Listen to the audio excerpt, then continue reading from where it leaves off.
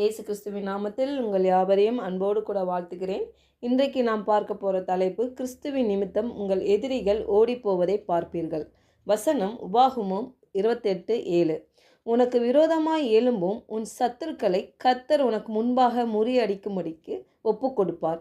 ஒரு வழியாய் உனக்கு எதிராக புறப்பட்டு வருவார்கள், 7 வழியாய் உனக்கு முன்பாக ஓடிப்போவார்கள். ஹல்லேலூயா.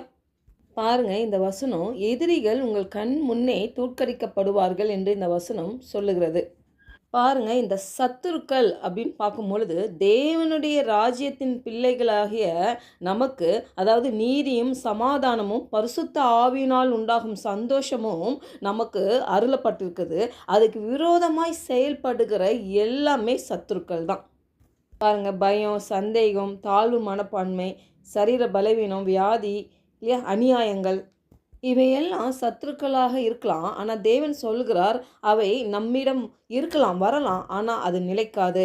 ஒரு வழியாக வரும் அந்த சத்துருக்கள் 7 வழியாக ஓடும் என்று சொல்லுகிறார். இந்த 7 என்பது வேதாகமத்தில் முழுமையான ஜெயத்தை குறிக்கிறது. ஹல்லேலூயா.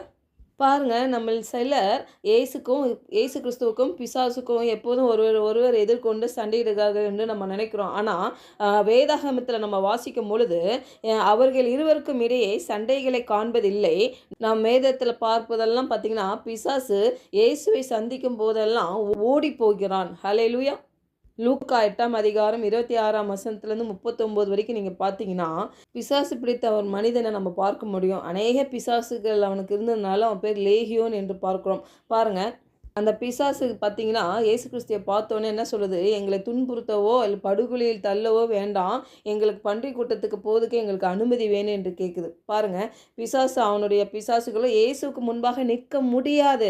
இயேசு கிறிஸ்து வரும்பொழுது அப்படி சத்தியத்தை நம்ம அறியும் பொழுது சத்தியம் நம்மளை விடுதலை ஆக்குகிறது. பாருங்கள், சத்தியம் நம்ம அறியும் பொழுது அந்த பிசாசுகள், அந்த சத்துருக்கள், ஒருவேளை நம்ம சரீர பலவீனமாக இருக்கலாம், பயமாக இருக்கலாம், சந்தேகமாக இருக்கலாம், குடும்ப உறவுகள் நிமித்தம் வருகிற பிரச்சனைகளாக இருக்கலாம், இல்லாட்டி நமக்கு வர வேண்டிய ஆசீர்வாதங்களை தடை பண்ணுகிற ஒரு சத்துருக்களாக இருக்கலாம், தேவன் உங்களுக்கு வைத்திருக்க திட்டத்துக்கு எதிராக செயல்படுகிற சத்துருக்களாக இருக்கலாம். யாராக இருந்தாலும் சரி, பாருங்கள், தேவனுடைய வார்த்தை போதுமானதாக இருக்குது. அது 7 வழியாக ஓடி போகிறதா இருக்குது. பாருங்கள், விசுவாசிகளுக்கு எதிரான தாக்குதல்கள் முற்றிலும் முறியடிக்கப்பட்டு எதிரி முழுமையான குழப்பத்தில் ஓடிப்போகும் என்பதற்கான ஒரு உறுதியான ஒரு வசனம் தான் பாருங்கள் இது. அநேக வேதத்தில் நம்ம பார்க்க முடியும் உதாரணங்களில். நியாயாதிபதிகள் 7ஆம் அதிகாரம் பார்த்திங்கன்னா, கிதியோன் மீதியானியர்கள் பற்றி நம்ம பார்க்கலாம். பாருங்கள், கிதியோனிடம் வெறும் 300 பேர் மட்டும்தான் இருந்தாங்க. ஆனால் அவன் சத்துருக்கள் ஆயிரக்கணக்கில் இருந்தாங்க. பாருங்கள், ஆனால் தேவன் ஒரு காரியத்தை பயன்படுத்துகிறார். பாருங்கள், பானைகள், விளக்குகள், சத்தம், இதை வைத்து கொண்டு சத்துருக்களில் குழப்பமடைய வைக்கிறாரு. ஒருவர் தாக்கி கொண்டு ஓடி போனார்கள் என்று பார்க்கிறோம்.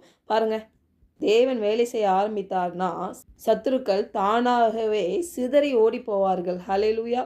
அதே மாதிரி யெசோபாத் பார்த்தீங்கன்னா 2 நாளாகமும் 20ஆம் அதிகாரத்தில் நீங்கள் பார்க்கும் பொழுது, அவர் ராஜா தான், ஆனால் பயந்தார் எதிரிகளை பார்த்து.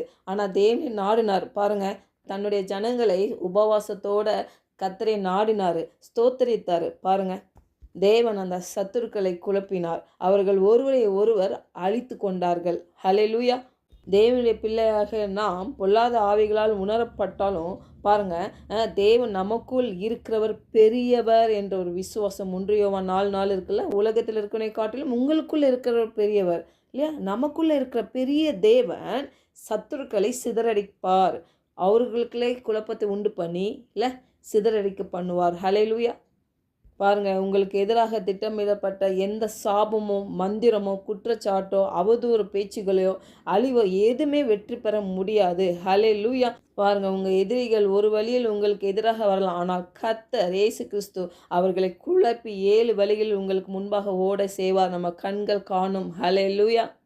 பாருங்கள், உங்கள் ஆவிக்குரிய சரீர ரீதியான அல்லது சூழ்நிலை சார்ந்த சவால்களை எதுவாக இருந்தாலும் சரி, அந்த எதிரிகளையெல்லாம் பாருங்கள், தேவன் உங்களுக்கு முன்பாக தோற்கடிப்பார்.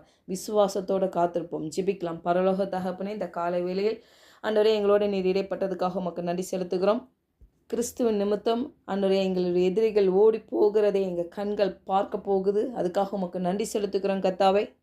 தேவனுடைய பிள்ளைகளாகிய எங்களுக்கு நீதியும் சமாதானமும் சந்தோஷத்துக்கு எதிராக செயல்பட்டு கொண்டிருக்கிற எல்லா சத்துருக்களையும் இயேசுவின் நாமத்தினால் நாங்கள் கடிந்து அப்புறப்படுத்துகிறோம் ஆண்டவரே. இந்த வாக்குத்தத்தம் எங்கள் வாழ்க்கையில் ஆண்டவரே எங்களுக்கு விரோதமாக எழும்பும் எங்கள் சத்துருக்களை கத்தர் எங்களுக்கு முன்பாக முறியடிக்கும்படி நீர் ஒப்பு கொடுக்கிறதை எங்கள் கண்கள் பார்க்க போது ஒரு வழியாக எங்களுக்கு வந்த சத்துருக்கள்லாம் 7 வழியாக சிதறி குழம்பி ஓடி போவார்களாக என்று இயேசுவின் நாமத்தினால ஜெபிக்கிறோம் நல்ல பிதாவே. ஆமென்.